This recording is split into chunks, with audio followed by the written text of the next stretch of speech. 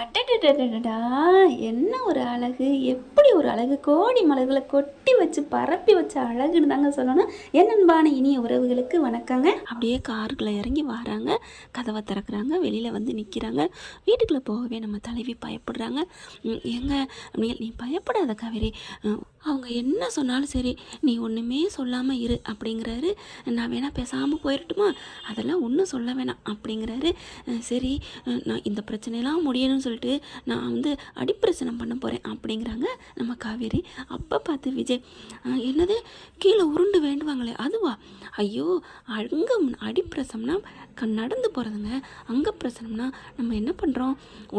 உடம்புங்க. அங்கம்னா அதில் உடம்பால் செய்கிறதுக்கு பேர் தான் அங்கப்பிரசனம் அப்படின்னு சொன்னோன்னே, அடடடா, இந்த நேரத்துலையும் பாடம் எடுக்கிற பத்தியா, அங்கே நிற்கிறடி நீ அப்படின்னு விஜய் சொல்கிற ஸ்டைலும் சரி, காவேரி பேசுகிற பேச்சும் அவ்வளோ அழகுங்க.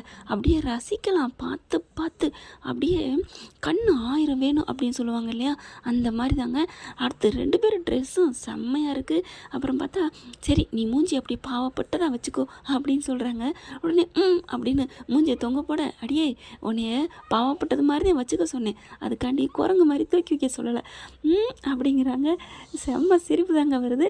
2 பேரும் உள்ள மெல்ல அடி வைக்கிறாங்க. கரெக்டாக 3 பேர் உட்காந்துருக்குதுங்க. 3 இல்லை 4. ஐயோ அப்படின்ட்டு நைஸாக வராங்க. வா வா அப்படின்னு சொல்லி காவேரி கூட்டிகிட்டு போகிறாரு. தாத்தா என்ன பண்ணுறீங்க? பாட்டி சாப்பிட்டீங்களா? மாத்திரை போட்டிங்களா? அப்படிங்கிறாரு விஜய். காவேரி நீ உட்காரு. இதை சொல்கிறது சொட்டத்தில் அன்புங்க. அப்படியே உட்காடுறாங்க.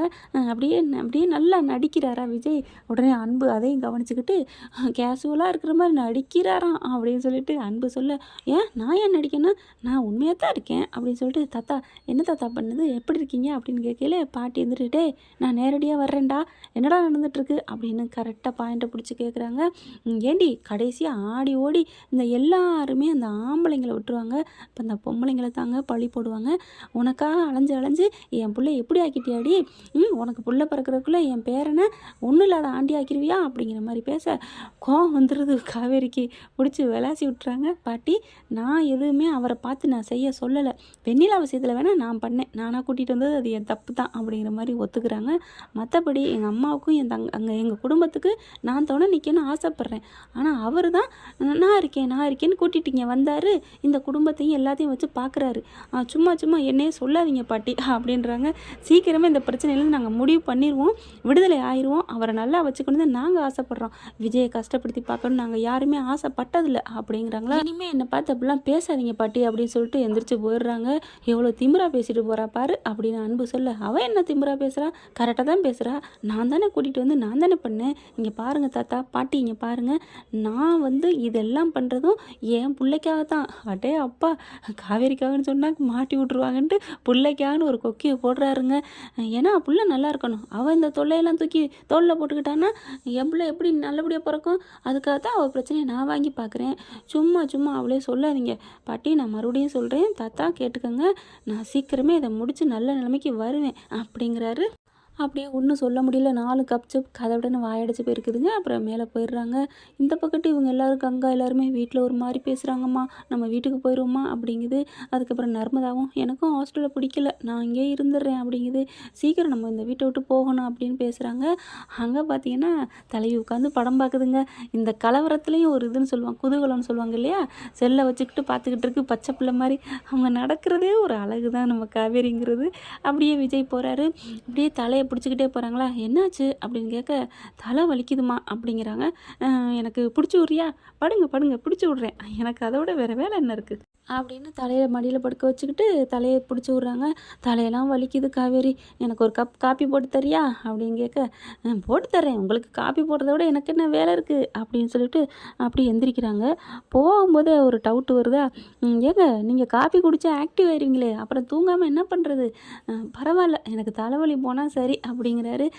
ஓகே காப்பியை குடிச்சிட்டு தூக்கம் வலினா நம்ம ஜாலியாக விளையாடுவோம். 5ஆம் கிளாஸ் படிக்கிற பிள்ளைங்க இருக்கும் பார்த்தீங்களா, அவங்க எப்படி பேசுவாங்களோ அந்த ஒரு மென்டாலிட்டி மென்டாலிட்டியில் தான் இன்னமும் குழந்தைத்தனத்தோடு நம்ம செல்லாக்குட்டி இருக்கிறாங்க. போயிட்டு காஃபி போடுறது, அங்கே யாராவது வம்பிழுப்பாங்க, இதெல்லாம் காமிக்க போகிறாங்கன்னு பார்த்தா டக்குன்னு அடுத்த சீன்லேயே காப்பியை கொண்டுட்டு வாசலில் நிற்கிறாங்க. வந்து நிற்கையிலே நம்ம இனிப்பு போட்டோமா என்னன்னு தெரியலையே அப்படின்னு சொல்லிட்டு சரி பார்ப்போம் அப்படின்னு ஒரு முடக்கு சொர்றன்னு உறிஞ்சிருவாங்க போல இருக்குது. குடிச்சிட்டு கரெக்டாக தான் போட்டிருக்கோம் அப்படின்னு கொண்டு வந்து இந்தாங்க பாஸ் குடிங்க அப்படின்னு கொடுக்க பார்த்துட்டு குடிக்க பார்க்குறாரு. என்னது காஃபி குறைஞ்சது மாதிரி இருக்கே அப்படிங்கிறாரு. அது இத்தனையோன்னு கப்பு, அதில் இருக்கிறதே ஒரு முடக்கு மாதிரி தான் இருக்குது. அதை இவ்வளோ நேரம் ஆற்றிக்கிட்டு இருந்தால் ஆறி போயிடாது. பார்த்தா அவங்க நான் குடிக்கவே இல்லை, நான் ஏன் குடிக்கிறேன், இல்லையே நீ குடிச்சிருப்ப போல இருக்கே அப்படிங்கிறாரு. லிப்டிக் தெரியுதே, இல்லையே எங்கே அப்படின்னு சொல்லி வாங்கிட்டு அப்படியே அழிக்கிறாங்க. இப்போ இருக்காது ஏன்னா நீ தான் அழிச்சிட்டியே அப்படிங்கிறாரு. அப்படிலாம் இல்லை பாஸ் அப்படிங்கிறாங்க. ஏண்டி உங்கள் வீட்டுக்கு விருந்தாடி வந்தால் இப்படி தான் டேஸ்ட்டு பண்ணுவியா?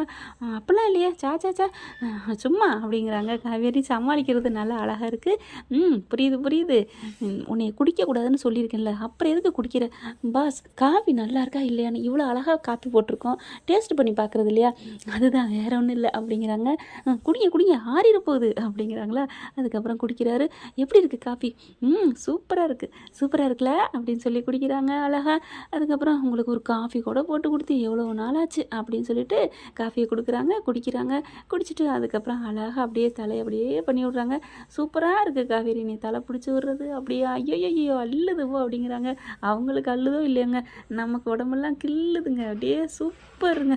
2 பேரும் விஜயும் காவேரி இப்படி பேசிக்கிட்டே இருந்தா பார்க்க எத்தனை கண்ணு வேணுங்கிறத காமெண்ட்ஸில் சொல்லிடுங்க. அடுத்து பார்த்தா மறுபடியும் பிரச்சனை வந்துக்கிட்டே இருக்குது ஆஃபீஸில். இவங்களுக்கு வயிறு வலிக்குது, அப்படியே பிடிச்சிட்டு அம்மா அப்படின்னு உட்காடுறாங்க காவேரி. அடுத்து என்ன நடக்க போகுதுங்க அடுத்த எபிசோடில் பார்க்கலாம் ஃப்ரெண்ட்ஸ். இந்த வீடியோ உங்களுக்கு பிடிச்சிருந்தா தயவு செய்து லைக் பண்ணுங்க. இன்னும் அப்டேட்ஸ்க்காக சேனலை சப்ஸ்கிரைப் பண்ண மறக்காதீங்க. நம்ம கிட்ட இருக்க எல்லா சேனல்ஸோட லேட்டஸ்ட் வீடியோ அப்டேட்ஸ்க்காக மேல ரைட் சைடுல காட்டுற லிங்கை கிளிக் பண்ணி வாட்ஸ்அப் குரூப்ல ஜாயின் பண்ணுங்க. உங்களிடம் விடைபெறுவது நான் உங்கள் மெஹர்.